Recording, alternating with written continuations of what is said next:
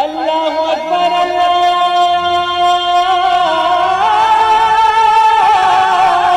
اکبر۔ السلام علیکم ورحمۃ اللہ وبرکاتہ۔ الحمد للہ رب العالمین والصلاة والسلام علی اشرف الانبیاء والمرسلین نبینا محمد وعلی آلہ وصحبہ اجمعین ومن تبعہم بإحسان الی یوم الدین، اما بعد۔ میرے دوستو، بزرگوں، اسلامی بھائیوں اور بہنوں، سامعین و سامعات کرام، صدائے حق سننے والے ساتھیوں، آج 8 شوال 1442 ہجری، 21 مئی 2021 عیسوی، 7 گتے جیٹھ 2078 بکرمی، جمعہ کا دن، میں محمد مستقیم مدنی صدائے حق کا پروگرام لے کر آپ لوگوں کی خدمت میں حاضر ہو گیا ہوں۔ یہ پروگرام آپ روزانہ junk Nandini FM 95.5 mega hertz پر 1:30 بجے سے 2:15 بجے تک سماعت فرماتے آ رہے ہیں۔ آج بھی انشاءاللہ تبارک و تعالی سب سے پہلے تلاوت قرآن مجید، پھر ایک خوبصورت سی نظم اور پھر ایک عالم کا خطاب سماعت فرمائیں گے۔ تو لیجئے سب سے پہلے ہم اور آپ مل کر قرآن مجید کی تلاوت سنتے ہیں۔ اعوذ باللہ من الشیطان الرجیم، بسم اللہ الرحمن الرحیم۔ آمن الرسول بما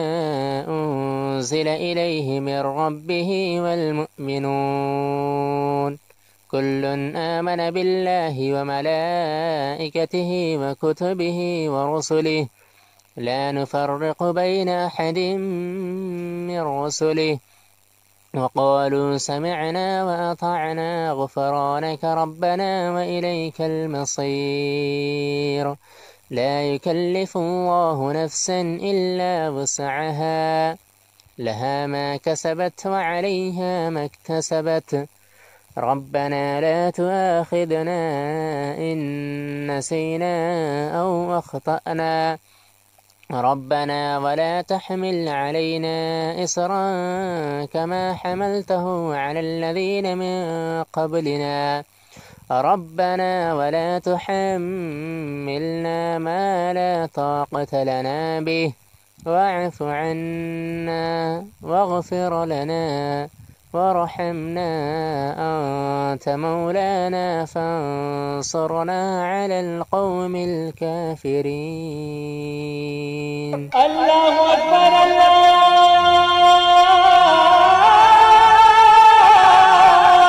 اکبر۔ بعدہ ایک خوبصورت سی نظم سماعت فرمائیں۔ کلام انصر نیپالی کا، آواز انصر نیپالی ہی کی، بول: تمہاری جارحیت کو مٹا کر آج دم لیں گے، تمہاری جارحیت کو مٹا کر آج دم لیں گے، تمہیں ارض مقدس سے بھگا کر آج دم لیں گے۔ تمہاری جارحیت کو مٹا کر آج دم لیں گے، تمہاری جارحیت کو مٹا کر آج دم لیں گے، تمہیں ارض مقدس سے بھگا کر آج دم لیں گے، فقط صہیونیت سے امن عالم کو اذیت ہے، فقط صہیونیت سے امن عالم کو اذیت ہے،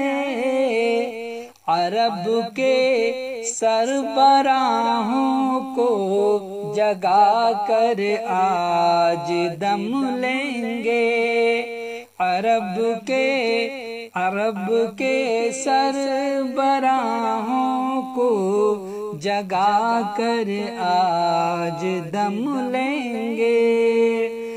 بنائیں گے عرب والوں کو اقصی کے لیے ڈھالیں، بنائیں گے عرب والوں کو اقصی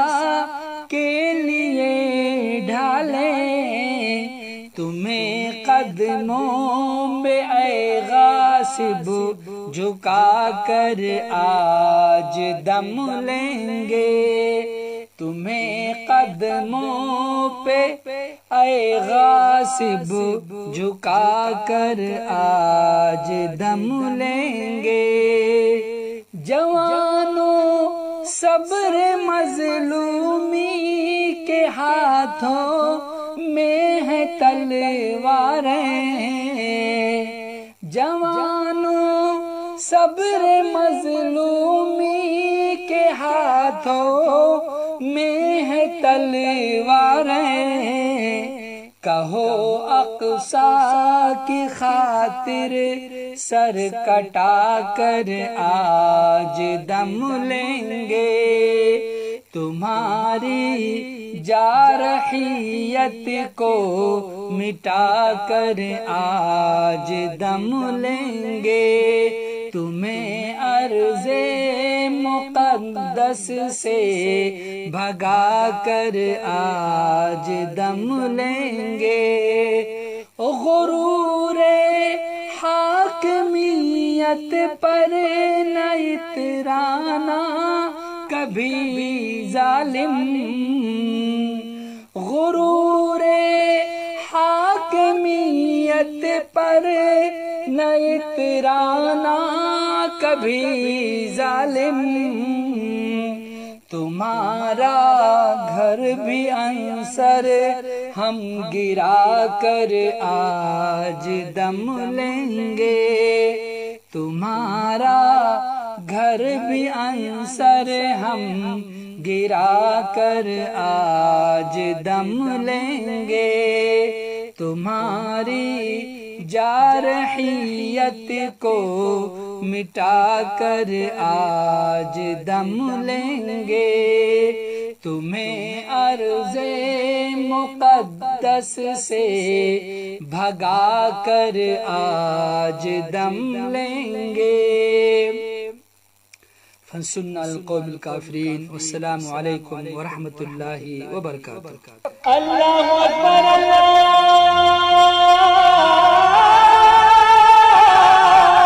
اکبر۔ میرے محترم ساتھیوں، بزرگوں، دوستوں، آج کا خطاب شروع کرنے سے پہلے ایک بہت ہی دکھ بھری خبر سنانا چاہتا ہوں تاکہ آپ لوگ بھی مطلع ہو جائیں۔ دھنوجی کٹیا 3 دھنوشا نیپال کے رہنے والے شیخ کلیم الدین مدنی رحمہ اللہ، آج رات ان کا انتقال ہو گیا ہے۔ آپ حضرات ان کی مغفرت کے لیے دعا کریں۔ اللہ تبارک و تعالیٰ سے دعا ہے کہ اللہ تبارک و تعالیٰ ان کی مغفرت فرمائے، بشری لغزشوں کو معاف فرمائے، ان کو کروڑ جنت نصیب فرمائے، ان کی قبر کو نور سے بھر دے اور ان کے پسماندگان کو بہترین نعم البدل عطا فرمائے اور صبر جمیل عطا فرمائے۔ یہ دنیا آنی اور جانی ہے، جو آیا ہے اس کو جانا ہے، اور ہمیں اور آپ کو ہر جانے والے سے عبرت حاصل کرنی ہے اور نافرمانیوں اور حقوق العباد کی دغا بازیوں سے ہمیں بچنا ہے، دور رہنا ہے۔ میرے محترم ساتھیوں، بزرگوں، آج کا خطاب ہے فضیلت الشیخ ڈاکٹر فہد الاسلام سلفی صاحب کا، جو پٹنہ بہار میں اپنا کلینک چلاتے ہیں۔ ان کا موضوع ہے رمضان کے بعد ہم کیا کریں، رمضان کے بعد ہم کیا کریں۔ تو لیجئے سماعت فرمائیں ان سے ان کا خطاب۔ السلام علیکم ورحمۃ اللہ وبرکاتہ۔ حامدا ومصلیا اما بعد، فاعوذ باللہ من الشیطان الرجیم، فسبح بحمد ربک وکن من الساجدین، واعبد ربک حتی یاتیک الیقین۔ رب اشرح لی صدری ویسر لی امری واحلل عقدۃ من لسانی یفقہوا قولی، اللہم رب زدنی علما وارزقنی فہما۔ حمد و ستائش اس رب ذوالجلال کے لیے ہے جس نے ہم تمام کو پیدا کیا اور ہماری رہنمائی اور رشد و ہدایت کے لیے انبیاء علیہم الصلاۃ والسلام کا سلسلہ جاری کیا۔ آخر میں رسول الثقلین جناب محمد الرسول اللہ صلی اللہ علیہ وسلم کی بعثت ہوئی۔ درود و سلام نازل ہو اللہ تعالیٰ کے تمام نیک اور برگزیدہ بندوں پر، بالخصوص ہمارے آخری نبی احمد مجتبیٰ محمد مجتبیٰ رسول اکرم صلی اللہ علیہ وسلم پر۔ اللہم صلی علی محمد وعلی آل محمد کما صلیت علی ابراہیم وعلی آل ابراہیم انک حمید مجید۔ اللہم بارک علی محمد وعلی آل محمد کما بارکت علی ابراہیم وعلی آل ابراہیم انک حمید مجید۔ میرے دینی اور ملی بھائیوں، آج کے درس میں جس موضوع کی مناسبت سے باتیں ہوں گی وہ میرا موضوع ہے کہ رمضان المبارک کے بعد ہم کیا کریں۔ بعض لوگ رمضان المبارک میں تو عبادت کرتے ہیں، 5 وقت نمازوں کی پابندی کرتے ہیں، قرآن مجید کی تلاوت کرتے ہیں، ذکر اللہ سے اپنی زبانوں کو تر رکھتے ہیں، دعائیں کرتے ہیں اور صدقات و خیرات میں بھی بڑھ چڑھ کر حصہ لیتے ہیں، لیکن جو ہی رمضان المبارک کا مہینہ گزرتا ہے تو ان میں سے کئی عبادات کو ترک کر دیتے ہیں، حتیٰ کہ 5 فرض نمازوں میں بھی غفلت اور سستی برتتے ہیں۔ اور یہ طرز عمل بالکل غلط ہے، کیونکہ جو اللہ ماہ رمضان کا رب ہے وہی اللہ شوال اور سال کے دیگر مہینوں کا رب بھی ہے، اور ہم جس اللہ کی رمضان المبارک میں عبادت کرتے ہیں اسی اللہ تعالیٰ کا ہمیں یہ حکم بھی ہے کہ ہم موت آنے تک اس کی عبادت کرتے رہیں۔ ارشاد باری تعالی ہے فَصَبِّحْ بِحَمْدِ رَبِّكَ وَكُن مِّنَ السَّاجِدِينَ وَاعْبُدْ رَبَّكَ حَتَّى يَأْتِيَكَ الْيَقِينُ، سورہ ہجر آیت نمبر 98 اور 99۔ پس اپنے رب کی تعریف کے ساتھ تسبیح بیان کیجئے اور اس کے حضور سجدہ کرتے رہیے اور اپنے رب کی عبادت کرتے رہیے یہاں تک کہ آپ کو موت آ جائے۔ ان آیات مبارکہ میں گرچہ خطاب حضرت محمد صلی اللہ علیہ وسلم کو ہے، لیکن یہ حکم جہاں آپ صلی اللہ علیہ وسلم کے لیے ہے وہاں آپ کی امت کے لیے بھی ہے۔ لہٰذا امت مسلمہ کو چاہیے کہ وہ اللہ کی عبادت پر ثابت قدم رہے اور رمضان المبارک کا مہینہ گزرنے کے بعد اس سے انحراف نہ کرے۔ اور آپ صلی اللہ علیہ وسلم کو وہی عمل سب سے محبوب تھا جس پر عمل کرنے والا ہمیشگی کرے اور اس میں انقطاع نہ آنے دے، جیسا کہ حضرت عائشہ رضی اللہ عنہا بیان کرتی ہیں کہ کان احب الدین الیہ ما داوم علیہ صاحبہ، صحیح بخاری حدیث نمبر 43، صحیح مسلم حدیث نمبر 785۔ اور حضرت ثوبان رضی اللہ عنہ کا بیان ہے کہ آپ صلی اللہ علیہ وسلم نے ارشاد فرمایا استقیموا ولن تحصوا واعلموا ان خیر اعمالکم الصلاة ولا يحافظ على الوضوء الا مؤمن، صحیح ابن ماجہ حدیث نمبر 277۔ علامہ البانی رحمہ اللہ نے اس روایت کو صحیح قرار دیے ہیں۔ تم استقامت اختیار کرو اور تم ہرگز اس کی طاقت نہیں رکھو گے، اور اس بات پر یقین کر لو کہ تمہارا بہترین عمل نماز پڑھنا ہے، اور ایک سچا مومن ہی ہمیشہ وضو کی حالت میں رہتا ہے۔ اور اللہ تعالیٰ عقیدہ توحید اور عمل صالح پر استقامت اختیار کرنے والے لوگوں کو یوں خوشخبری سناتا ہے ان الذین قالوا ربنا اللہ ثم استقاموا تتنزل علیہم الملائکہ الا تخافوا ولا تحزنوا وابشروا بالجنة التي كنتم توعدون نحن اولیاؤکم فی الحیاة الدنیا وفی الآخرة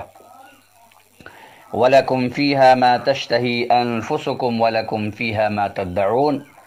نُزُلًا مِّن غَفُورٍ رَحِيمٍ، سورہ فصلات آیت نمبر 30، تا 32 کہ بے شک جن لوگوں نے کہا کہ ہمارا رب اللہ تعالی ہے، پھر اس عقیدہ توحید اور عمل صالح پر جمے رہے، ان پر فرشتے دنیا میں یا موت کے وقت یا قبر میں اترتے اور کہتے ہیں کہ تم آنے والے مراحل سے نہ ڈرو اور نہ ہی اہل و عیال کو چھوڑنے کا غم کرو، اور تم اس جنت کی خوشخبری سن لو جس کا تم سے وعدہ کیا جاتا تھا۔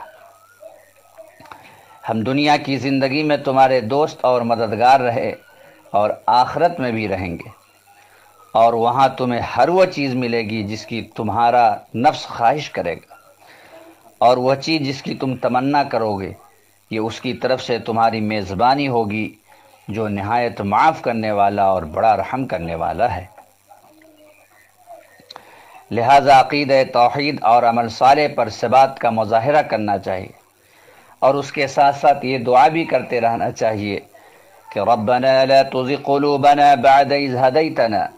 وهب لنا من لدنك رحمة إنك أنت الوهاب۔ سورہ آل عمران آیت نمبر 8 کہ اے ہمارے رب، ہمارے دلوں کو ہدایت دینے کے بعد کج روی میں مبتلا نہ کرنا، اور ہمیں اپنے پاس سے رحمت عطا فرما، بے شک تو ہی بڑا عطا کرنے والا ہے۔ اسی طرح یہ دعا بھی بار بار کرنی چاہیے، یا مقلب القلوب ثبت قلبی علی دینک، کہ دلوں کو پھیرنے والے میرے دل کو اپنے دین پر ثابت رکھ، کیونکہ آپ صلی اللہ علیہ وسلم بھی یہ دعا اکثر و بیشتر پڑھتے تھے، جیسا کہ حضرت ام سلمہ رضی اللہ عنہ بیان کرتی ہیں کہ آپ صلی اللہ علیہ وسلم جب میرے پاس ہوتے تو یہ دعا بکثرت پڑھتے۔ میں نے ایک مرتبہ آپ سے پوچھ ہی لیا کہ اے اللہ کے رسول، آپ یہ دعا بہت پڑھتے ہیں، کیا وجہ ہے؟ تو آپ صلی اللہ علیہ وسلم نے فرمایا، یا ام سلمہ انه ليس آدمی الا وقلبه بين اصبعيه من اصابع الله فمن شاء قام ومن شاء زاغ۔ جامع ترمذی حدیث نمبر 3522۔ اس روایت کو بھی علامہ البانی رحمہ اللہ نے صحیح قرار دیے ہیں کہ ام سلمہ، ہر آدمی کا دل اللہ تعالیٰ کی انگلیوں میں سے 2 انگلیوں کے درمیان ہے، بس وہ جس کو چاہے سیدھا رکھے اور جس کو چاہے کجروی میں مبتلا کر دے۔ میرے دینی اور ملی بھائیوں، عمل صالح پر ثبات سے مقصود یہ ہے کہ جس طرح آپ رمضان المبارک میں فرائض پر پابندی سے عمل کرتے رہے اور نوافل میں بھی ایک دوسرے سے سبقت لے جانے کی کوشش کرتے رہے، اسی طرح اب بھی یہی طرز عمل جاری رکھے اور اسے مت چھوڑے۔ چنانچہ فرائض میں سب سے پہلے دن اور رات کی 5 نمازیں ہیں، ان میں کوئی سستی نہ کرے اور 5 نمازیں پابندی سے مسجد میں جا کر باجماعت ادا کرتے رہیں، کیونکہ قیامت کے دن عبادات میں سے سب سے پہلے اسی عبادت کا حساب لیا جائے گا۔ حضرت انس بن مالک رضی اللہ عنہ بیان کرتے ہیں کہ آپ صلی اللہ علیہ وسلم نے ارشاد فرمایا کہ اول ما يحاسب به العبد يوم القيامة الصلاة فإن صلحت صلح سائر عمله وإن فسدت فسد سائر عمله۔ قیامت کے دن بندے سے سب سے پہلے نماز کا حساب لیا جائے گا، اگر نماز درست نکلی تو باقی تمام اعمال بھی درست نکلیں گے، اور اگر نماز فاسد نکلی تو باقی تمام اعمال بھی فاسد نکلیں گے۔ دوسری روایت میں فرمایا، ينظر في صلاته فإن صلحت فقد أفلح وإن فسدت فقد خاب وخسر، کہ اس کی نماز میں دیکھا جائے گا، اگر وہ ٹھیک ہوئی تو وہ کامیاب ہو جائے گا، اور اگر وہ درست نہ ہوئی تو وہ ذلیل و خوار اور خسارے والا ہوگا۔ السلسلہ الصحیحہ حدیث نمبر 1358۔ فرض نمازوں کے ساتھ ساتھ نفل نماز کا اہتمام بھی اسی طرح کرتے رہیں جس طرح ماہ رمضان میں کرتے رہے، خصوصاً فرض نمازوں سے پہلے اور بعد کی سنت نماز، چاشت کی نماز، اور اسی طرح رات کی نفل نماز جو آپ رمضان مبارک میں تراویح کی شکل میں پڑھتے رہے، اسے بھی جاری رکھیں۔ آپ صلی اللہ علیہ وسلم اس نماز کے فوائد ذکر کرتے ہوئے ارشاد فرماتے ہیں کہ علیکم بقیام اللیل فإنہ دأب الصالحین قبلکم فهو قربة إلى ربكم ومكفر للسيئات ومنهاة للآثام ومطردة للداء عن الجسد، کہ تم رات کا قیام ضرور کیا کرو کیونکہ یہ تم سے پہلے صلحاء کی عادت تھی، اور رات کا قیام اللہ کے قریب کرتا ہے، گناہوں کو مٹاتا ہے، برائیوں سے روکتا ہے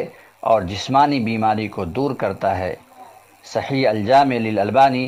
حدیث نمبر 4079۔ اور جیسا کہ آپ رمضان مبارک میں فرض روزے رکھتے رہے، اسی طرح اب رمضان مبارک کے بعد نفلی روزے بھی رکھتے رہیں، کیونکہ فرض عبادات میں جو کمی کوتاہی رہ جاتی ہے اسے قیامت کے دن نفلی عبادات کے ذریعے پورا کیا جائے گا۔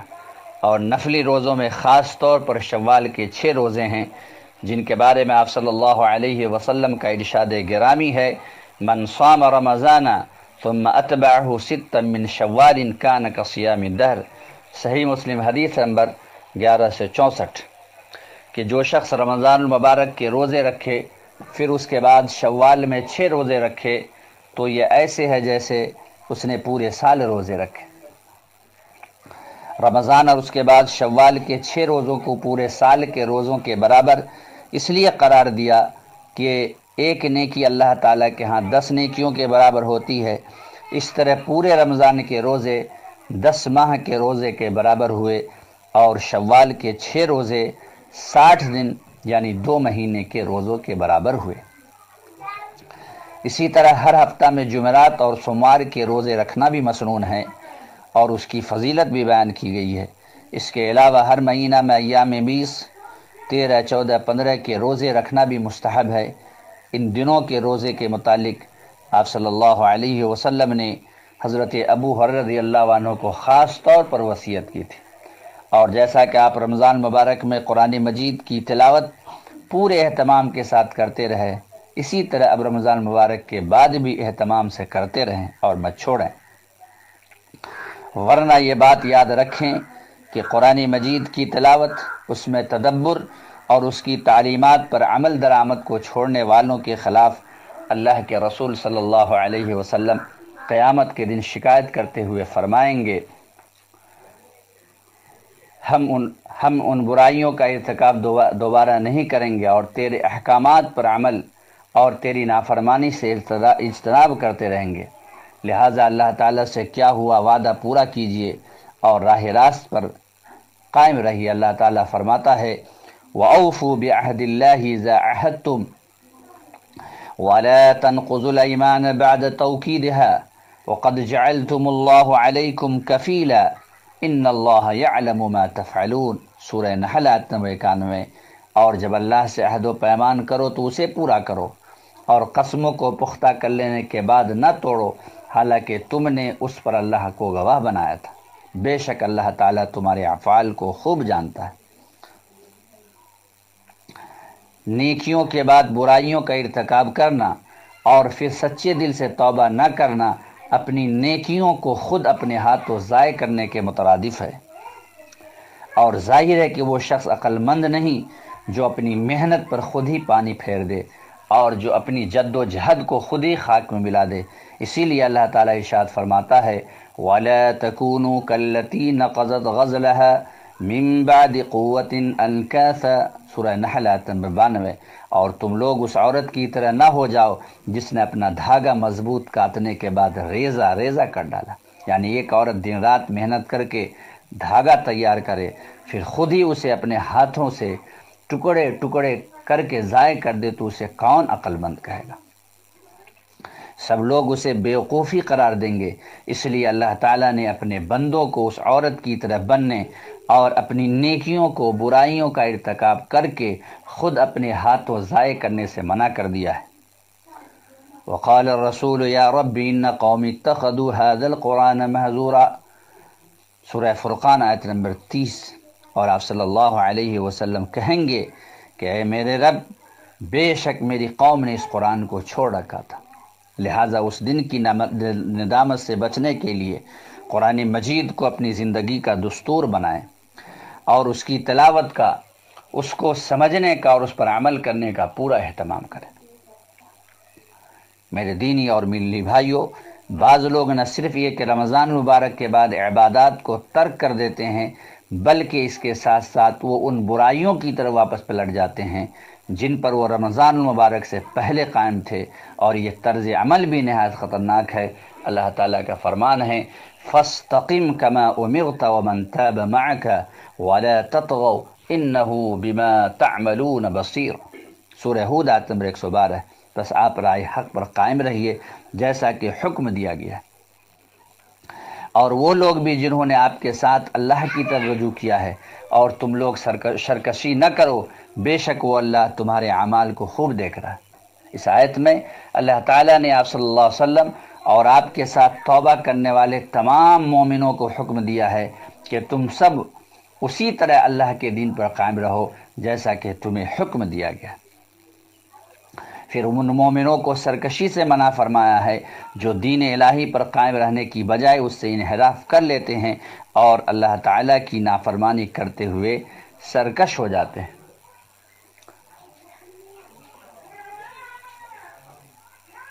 اور اللہ تعالیٰ نے مومنوں کو خبردار کیا ہے کہ وہ یہ نہ سمجھیں کہ اللہ تعالیٰ ان کے کرتوتوں سے غافل ہے،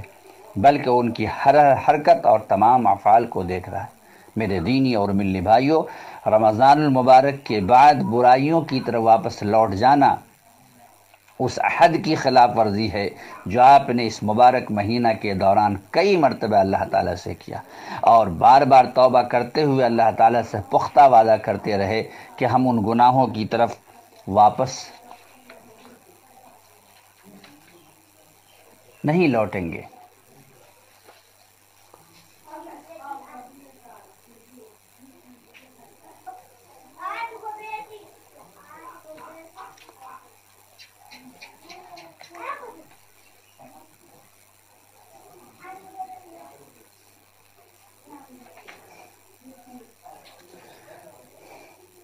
اسی طریقے سے عید کے موقع پر تفریح جائز ہے، بشرطے کہ دوران تفریح کوئی کام خلاف شرع نہ ہو۔ لہذا مسلمانوں کے اس موقع پر اپنے اہل و عیال، اقربا اور دوست و احباب کے ساتھ مل کر خوشی کا اظہار شریعت کی حدود میں رہتے ہوئے کرنا چاہیے۔ حضرت عائشہ رضی اللہ عنہ سے روایت ہے کہ حضرت ابو بکر رضی اللہ عنہ تشریف لائے اور میرے پاس اس وقت انصار کی نوخیز لڑکیوں میں سے 2 لڑکیاں تھیں جو ان اشعار کے ساتھ گا رہی تھی جو بعاث کے دن انصار نے پڑھے تھے، اور حقیقت میں وہ گانے والی نہ تھی۔ یہ عید کا دن تھا۔ چنانچہ حضرت ابو بکر رضی اللہ تعالیٰ عنہ نے کہا امزامیر الشیاطین فی بیت رسول اللہ صلی اللہ علیہ وسلم، کیا آپ صلی اللہ علیہ وسلم کے گھر میں شیطان کی آواز گونج رہی ہے؟ تو آپ صلی اللہ علیہ وسلم نے ارشاد فرمایا یا ابا بکر ان لکل قوم عیدا وہذا عیدنا۔ ابو بکر، ہر قوم کا ایک تہوار ہوتا اور یہ ہمارا تہوار ہے۔ صحیح بخاری حدیث نمبر 454، صحیح مسلم حدیث نمبر 892۔ صحیح مسلم کی ایک اور روایت میں حضرت عائشہ رضی اللہ عنہ بیان کرتی ہیں کہ جن دنوں آپ صلی اللہ علیہ وسلم منا میں ٹھہرے ہوئے تھے اسی دوران حضرت ابو بکر رضی اللہ عنہ ان کے پاس آئے، اور اس وقت 2 نوخیز لڑکیاں دم بجاتے ہوئے گا رہی تھی، اور آپ صلی اللہ علیہ وسلم چادر لپیٹ کر لیٹے ہوئے تھے۔ چنانچہ حضرت ابو بکر رضی اللہ عنہ نے انہیں ڈانٹ ڈپٹ کی تو آپ صلی اللہ علیہ وسلم نے اپنے چہرے انور سے چادر کو ہٹایا اور فرمایا دعہما یا ابا بکر فانہا ایام عید، ابو بکر انہیں چھوڑ دو اور مت روکو کیونکہ یہ عید کے ایام۔ اسی طرح حضرت عائشہ رضی اللہ عنہ فرماتی ہیں کہ عید کے دن کچھ حبشی لوگ مسجد میں آئے اور بعض حربی آلات کے ساتھ کھیل پیش کرنے لگے۔ چنانچہ آپ صلی اللہ علیہ وسلم نے میرے حجرے کے دروازے پر تشریف لائے اور خود بھی ان کے کھیل کا مشاہدہ کیا، اور مجھے بھی آپ نے بلا لیا۔ میں آئی تو آپ نے مجھے اپنی چادر کی اوٹ میں کر دیا تاکہ میں پردے میں کھڑی ہو کر ان کے کھیل کا مشاہدہ کر سکوں، لہٰذا میں نے آپ کے کندھوں پر اپنا سر رکھا اور ان کے کھیل کو دیکھنے لگی۔ پھر جب میں خود کھیل دیکھتے دیکھتے اکتا گئی تو آپ نے پوچھا کافی ہے؟ میں نے کہا ہاں، تو آپ نے فرمایا کہ اب تم چلی جاؤ۔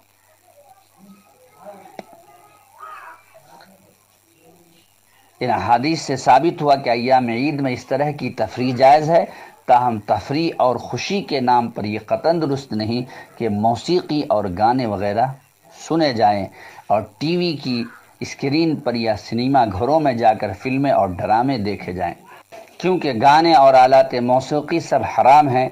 اور فارغ اوقات کو ان چیزوں میں گزارنا بہت بڑا گناہ ہے۔ اللہ تعالیٰ کا فرمان ہے وَمِنَ النَّاسِ مَن يَشْتَرِي لَهْوَ الْحَدِيثِ لِيُضِلَّ عَن سَبِيلِ اللَّهِ بِغَيْرِ عِلْمٍ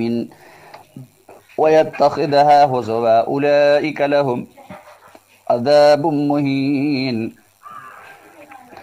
وَإِذَا تُتْلَى عَلَيْهِ آيَاتُنَا وَلَّى مُسْتَكْبِرًا كَأَن لَّمْ يَسْمَعْهَا كَأَنَّ فِي أُذُنَيْهِ وَقْرًا فَبَشِّرْهُ بِعَذَابٍ أَلِيمٍ۔ سورہ لقمان آیت نمبر 6 اور 7۔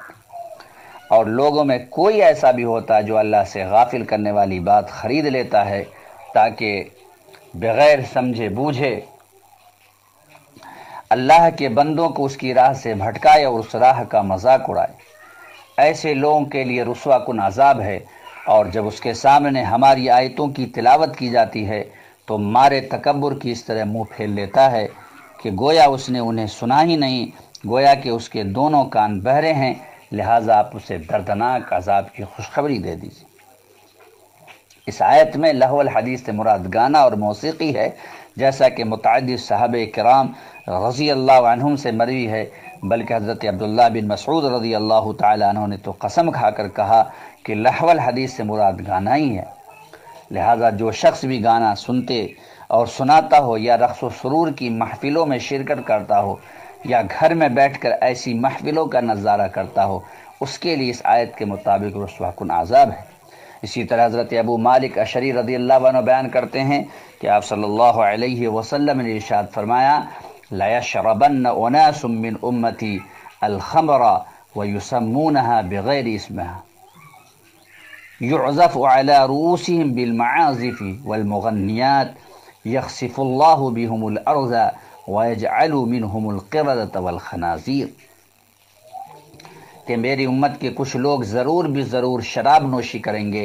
اور شراب کا نام کوئی اور رکھ لیں گے، ان کے سروں کے پاس آلات موسیقی بجائے جائیں گے اور گانے والیاں گائیں گی، اللہ تعالیٰ انہیں زمین میں دھسا دے گا اور انہی میں سے کئی لوگوں کو بندر اور سور بنا دے گا۔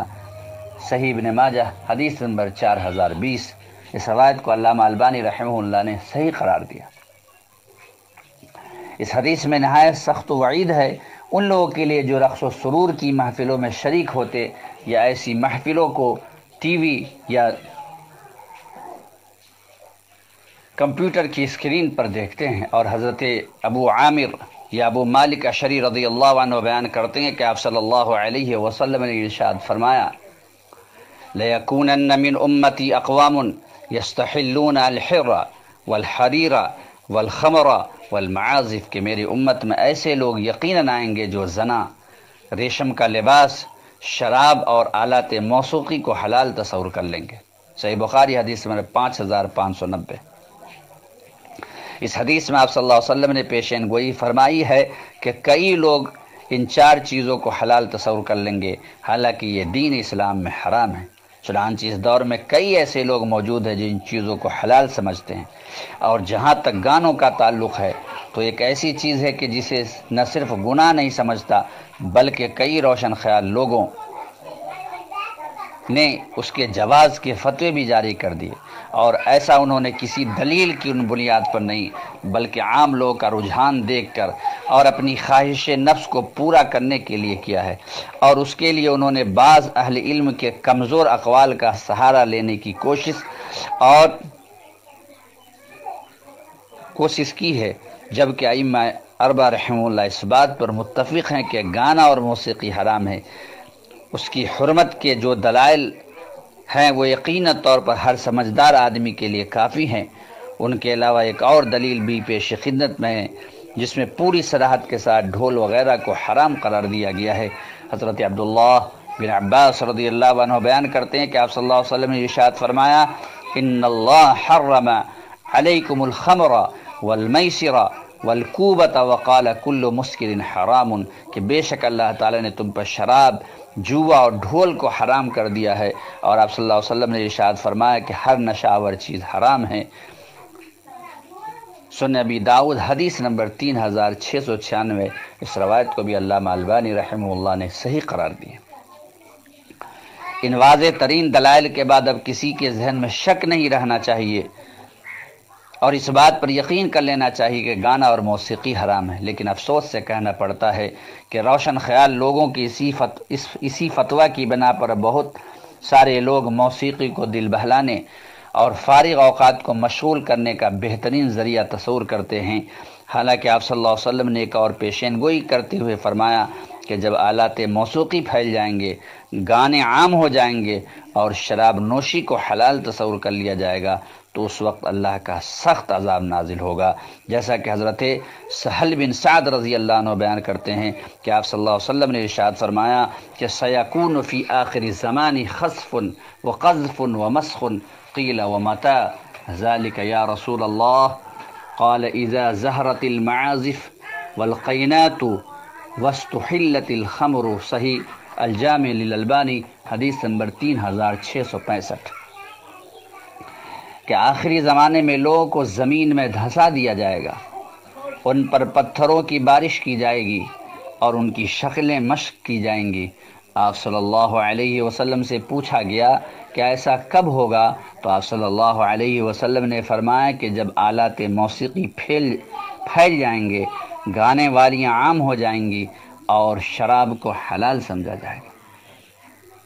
میرے دینی اور ملی بھائیوں، گانا بجانا کیسے جائز اور مباح ہو سکتا ہے جبکہ آپ صلی اللہ علیہ وسلم نے گانے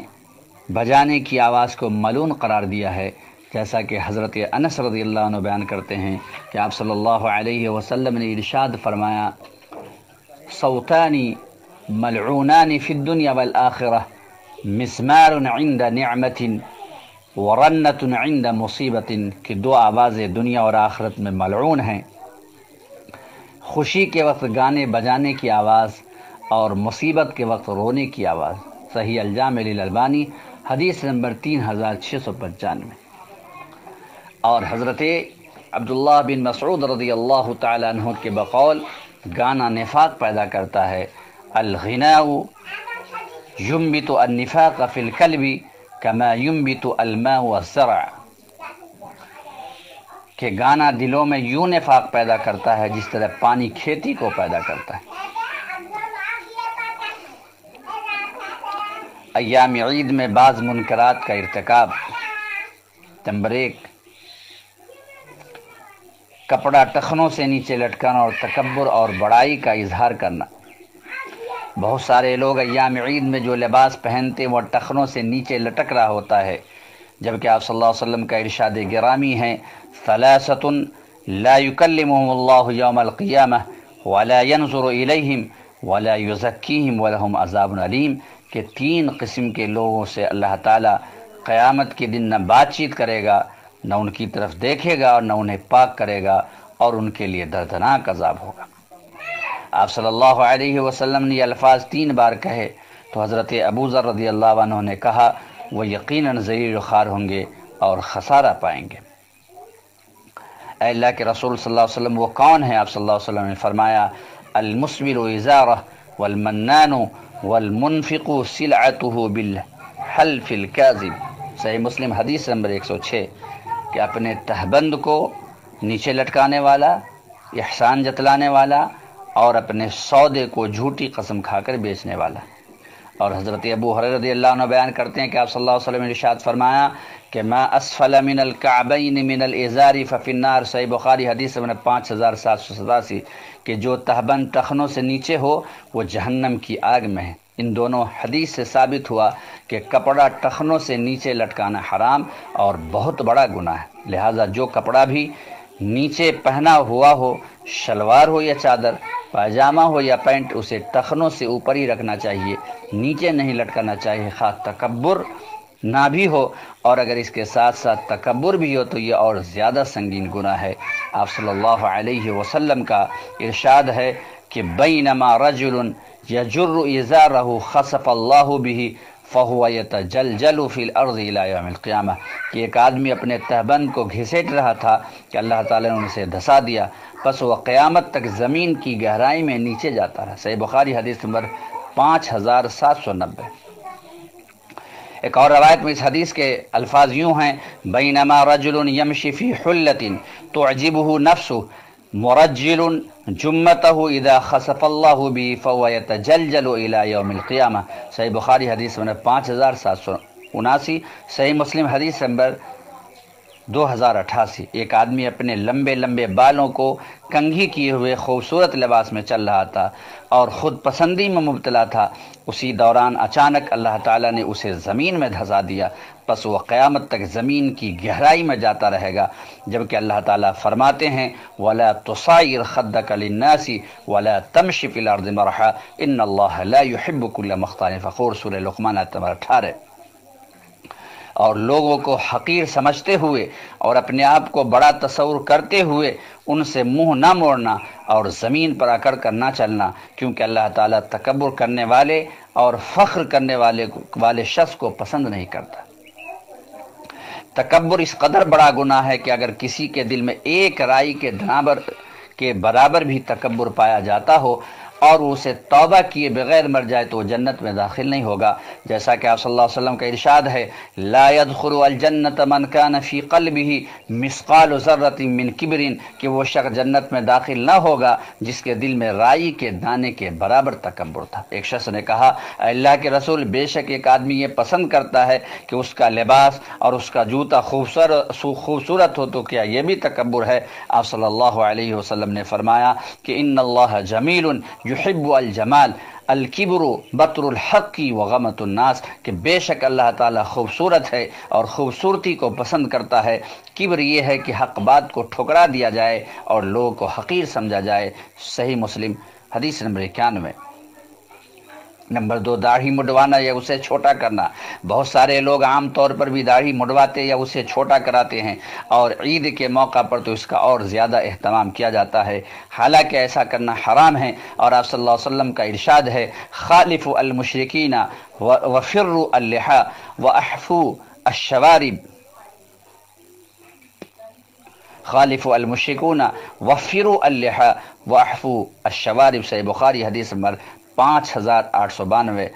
صحیح بخاری حدیث نمبر 5893، صحیح مسلم حدیث نمبر 259۔ تو مشرکین کی مخالفت کرتے ہوئے داڑھیوں کو بڑھاؤ اور مونچھوں کو چھاٹا کرو۔ دوسری روایت میں فرمایا جزوا الشوارب وارخوا اللحى خالفوا المجوس، صحیح مسلم حدیث نمبر 260، کہ تم مونچھیں کاٹو اور داڑھیاں لٹکاؤ، مجوسیوں کی مخالفت کرو، جبکہ آج کل بہت سارے مسلمان آپ صلی اللہ علیہ وسلم کے ان ارشادات کے بالکل برعکس مونچھیں بڑی بڑی رکھ لیتے ہیں اور داڑھی یا مڈوا لیتے ہیں یا اسے چھوٹا کرا دیتے ہیں، اور یوں وہ مشرکین اور مجوس کی موافقت کرتے ہیں جن کی مخالفت کرنے کا آپ صلی اللہ علیہ وسلم نے حکم دیا ہے۔ نمبر 3، غیر محرم عورتوں سے مصافحہ کرنا۔ بہت سارے لوگ خصوصاً ایام عید میں جب ایک دوسرے کے گھر میں جاتے ہیں تو غیر محرم عورتوں سے مصافحہ کرتے اور مبارکباد کا تبادلہ کرتے ہیں، جبکہ ہمارا دین اجنبی عورتوں سے مصافحہ کرنے کی اجازت نہیں دیتا۔ حضرت معقل بن یسار رضی اللہ عنہ بیان کرتے ہیں کہ آپ صلی اللہ علیہ وسلم نے ارشاد فرمایا لَأَن یطعن فی رأس احدکم بمخیۃ من حدید خیر له من ان یمس امرأۃ لا تحل له، کہ تم میں سے کسی ایک کے سر میں لوہے کی سوئی کے ساتھ مارا جائے تو اس کے لیے اس سے بہتر ہے کہ اس عورت کو ہاتھ لگائے جو اس کے لیے حلال نہیں۔ السلسلہ صحیحہ للالبانی حدیث نمبر 226۔ اسی لیے ہمارے نبی صلی اللہ علیہ وسلم نے جب عورتوں سے بیعت لی تو وہ زبانی بیعت تھی، اس میں آپ صلی اللہ علیہ وسلم نے کسی عورت سے مصافحہ نہیں کیا تھا۔ صحیح مسلم حدیث نمبر 1866۔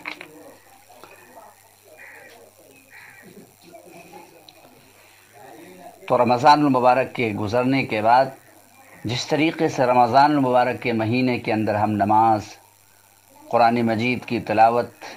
ذکر و اذکار، صدقہ و خیرات کیا کرتے تھے، ہمیں رمضان المبارک کے گزر جانے کے بعد بھی ہمیں ان چیزوں کا اہتمام کرنا چاہیے۔ رمضان المبارک کے مہینہ کے اندر روزہ رکھنا فرض تھا، لیکن شوال کے مہینے میں اور غیر رمضان میں، اور بالخصوص شوال کے 6 روزے کی بہت زیادہ فضیلت ہے، لہٰذا ہمیں اس 6 روزے کا بھی اہتمام کرنا چاہیے، اور اس کے علاوہ ایام 20 کے روزہ اور سوموار اور جمعرات کا روزہ اور نفلی روزے کا بھی اہتمام کرنا چاہیے۔ اسی طریقے سے قرآن مجید کی تلاوت کرنی چاہیے۔ اللہ تعالیٰ سے دعا ہے کہ اللہ العالمین تو ہمیں قرآن کریم کی آیات کی روشنی میں اور جناب محمد الرسول اللہ صلی اللہ علیہ وسلم کے فرامین کی روشنی میں اپنی زندگی گزارنے کی توفیق عطا فرما، اسی دعوت کو عام کرنے کی توفیق عطا فرما۔ تقبل یا رب العالمین۔ سبحانک اللہم بحمدک، اشہد ان لا الہ الا انت، استغفرک و اتوب الیک۔